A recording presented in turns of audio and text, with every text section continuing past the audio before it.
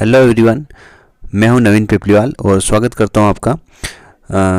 व्यापम की नई वैकेंसीज आई हैं जिसकी डिटेल्स देखने वाले हैं हम। वैकेंसी का नाम है महिला स्वास्थ्य कार्यकर्ता प्रशिक्षण। महिलाओं के लिए है केवल, लिखिए यहाँ पर दे रखा है केवल लड़कियों के लिए। ANM TST 2020 करके वैकेंसी आई है, जिसमें देखिए थोड़ी सी डिटेल्स देखते हैं इसकी। यहाँ पर दे रखा है प्रारंभिक जो तिथि है महिला स्वास्थ्य कार्यकर्ताओं के लिए, जो प्रारंभिक तिथि है फॉर्म फिल करने की वो दे रखी है 9 जनवरी, और फॉर्म फिल करने की जो लास्ट डेट दे रखी है वो है 23 जनवरी तक फॉर्म फिल किए जा सकते हैं। और एग्ज़ाम की जो डेट दे रखी है वो है 15 फरवरी से और 16 फरवरी, अर्थात 2 दिन में एग्ज़ाम कंप्लीट हो जाएगी। 15 और 16 फरवरी 2 दिन के लिए यहाँ पर डेट दे रखी है। इसके अलावा जो फीस दे रखी है अनारक्षित अनरिजर्व कैटेगरी की है 400 रुपये, और इसके अलावा जो भी बाकी कैटेगरीज बची उनकी 200 रुपये दे रखी है। इसके अलावा जो पोर्टल चार्जेस रहेगा वो रहेगा, ठीक है। इसके अलावा इन्होंने देखो 15 और 16 फरवरी को जो एग्ज़ाम होगी इनकी ANM TST की महिला कार्यकर्ताओं के लिए, इसमें 2 पालियों में, प्रथम और द्वितीय 2 पालियों में परीक्षा को बताया जा रहा है, जिसमें 15 और 16 2 दिन में ही परीक्षाएं कंप्लीट कर ली जाएगी। और अगर बाकी डिटेल की देखें कि क्या इसके लिए अनिवार्य योग्यता है, तो देखिए यहाँ पर इन्होंने पात्रता दे रखी है। शैक्षणिक पात्रता की बात करें तो शैक्षणिक पात्रता कुछ इस तरीके से दे रखी है, ये देखिए यहाँ पर दे रखा उन्होंने 10+2 प्रणाली के साथ में, 10+2 प्रणाली के साथ में 12वीं कक्षा, ठीक है, 12वीं कक्षा पास होनी चाहिए, ये इसके लिए अनिवार्य है। इसके अलावा अगर किसी ने 12th सप्लीमेंट्री के साथ कर रखी है, अर्थात पूरक के साथ वो पास हैं, तो वो अप्लाई नहीं कर सकते। देखिए यहाँ स्पष्ट लिखा हुआ है कि पूरक या सप्लीमेंट्री के साथ अगर उन्होंने 12th की है तो वो अपात्र रहेंगे, ठीक है।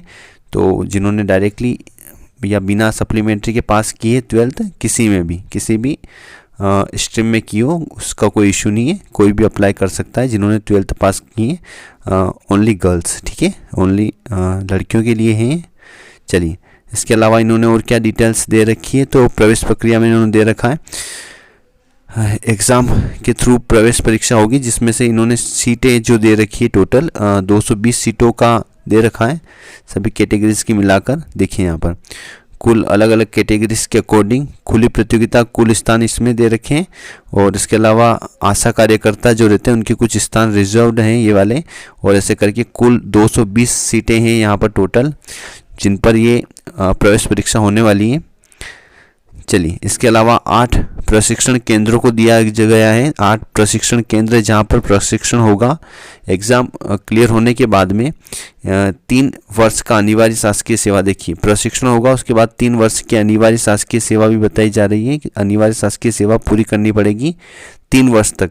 वो कहीं पर भी जहाँ पर भी दिया जाएगा, जहाँ पर भी आपकी नियुक्ति होगी वहाँ पर शासकीय सेवा के रूप में कार्य करना अनिवार्य है, क्योंकि ट्रेनिंग दी जाएगी, प्रशिक्षण दिया जाएगा, तो उसके बाद की बात है ना, 3 वर्ष के लिए। तो प्रशिक्षण कंप्लीट होने के बाद में ये 3 वर्ष के लिए किसी भी शासकीय जो राज्य के अधीन जहाँ पर भी स्वास्थ्य समिति होगी या अदर जो संस्था होगी वहाँ पर उनको कार्य करना पड़ेगा 3 वर्ष के लिए। उसके लिए जो भी वेतनमान होगा वो वहाँ पर दिया जाएगा, ठीक है। इसके अलावा देखिए यहाँ पर इन्होंने कुछ शर्तें वगैरह कंडीशन दे रखी है अलग अलग, यहाँ पर आप पढ़ सकते हो, सारी डिटेल्स हैं। जैसे प्रशिक्षण की अवधि 2 वर्ष की होगी, अर्थात ये ट्रेनिंग जो होगी एग्ज़ाम क्रैक होने के बाद 2 वर्ष की का प्रशिक्षण दिया जाएगा, जो निःशुल्क रहेगा, गवर्नमेंट की तरफ से रहेगा पूरा। और इसमें जो अलग अलग डिटेल्स दे रखी है, सारी डिटेल्स है, कुछ 20 पॉइंट्स दे रखे हैं, जिसमें स्कॉलरशिप के रूप में भी बताया जा रहा है कि कुछ पैसे मिलेंगे। इसके अलावा खाना वगैरह रहना सब वहीं रहेगा इन अलग अलग केंद्रों पर, इस तरीके से रहेगा। तो 2 साल का ये ट्रेनिंग होगा, उसके बाद 3 साल की शासकीय सेवाएं करनी पड़ेगी। शासकीय सेवाएं जहाँ पर भी हमको अपॉइंट किया जाएगा वहाँ पर हमें वर्क करना पड़ेगा, वो भी अनिवार्य है, वो भी दे रखा है इसमें, ठीक है। उसके अलावा यहाँ पर पाठ्यक्रम करके दे रखा है, जिसमें प्रश्न का स्तर जो दे रखा वो 12वीं लेवल तक का हो सकता है। जो पाठ्यक्रम दे रखा उसमें सामान्य ज्ञान के जीके के क्वेश्चन दे रखे 50, जो 50 अंक के रहेंगे, और विज्ञान के क्वेश्चन दे रखे हैं 100, जो 100 नंबर के रहेंगे। अर्थात 150 नंबर का पेपर होगा और कुल अंक भी 150 ही होंगे। मतलब यहाँ पर मैथ्स, रीजनिंग या अदर कोई भी पार्ट नहीं है, सिंपल सा एक तो जीके का पार्ट रहेगा और एक विज्ञान का पार्ट रहेगा। देखते हैं फुल सिलेबस क्या है इसका। तो सिलेबस अगर देखें तो सामान्य ज्ञान में जीके में बहुत ही अच्छा सिलेबस है।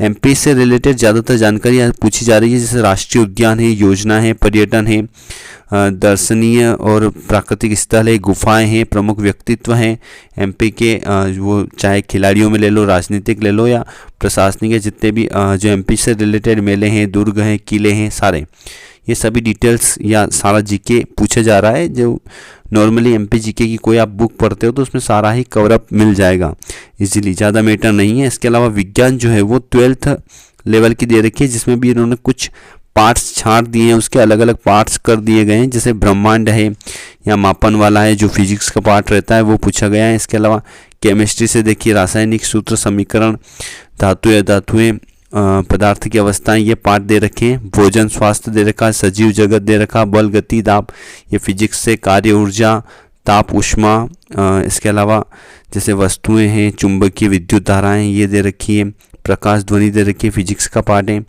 इसके अलावा खाद्य उत्पादन प्रबंधन, पर्यावरण, यहाँ पर पर्यावरण से रिलेटेड कुछ पॉइंट्स दे रखे हैं, वैज्ञानिक दृष्टिकोण और कुछ वैज्ञानिक तथ्यों पर सिद्धांत वगैरह। ये तो देखा जाए तो सिलेबस ज़्यादा बड़ा नहीं है, इजीली कवर अप हो सकता है, और 150 मार्क्स में अगर यही पूछा जा रहा है तो फिर तो बहुत अच्छा पेपर है। ठीक है, तो पेपर के लिए तो कोई इशू नहीं है, सिंपल पेपर रहेगा और इजीली हो सकता है। आप तैयारी करो तो आपके पास टाइम भी है, अभी सफिशिएंट टाइम है, हो सकता है इतना पार्ट।